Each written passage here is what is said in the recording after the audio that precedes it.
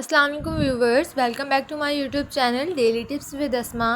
आज की इस वीडियो में हम आपको बताएंगे आरिब नाम के बारे में अनोखी और दिलचस्प मालूमात। आरिब नाम का शुमार लड़कों के नामों में होता है।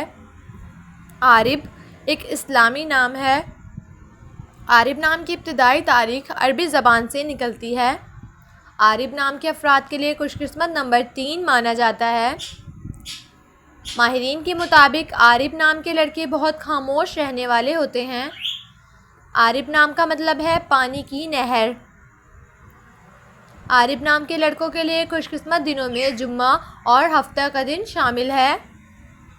आरिब नाम के अफराद के लिए मुआफिक रंगों में नीला, बनफशी और काला रंग शामिल है। आरिब नाम के अफराद के लिए मुआफिक पत्थरों में नीलम पत्थर शामिल हैं। खुशकिस्मती वाली धातों में हिंसों के हिसाब से लोहा शामिल है।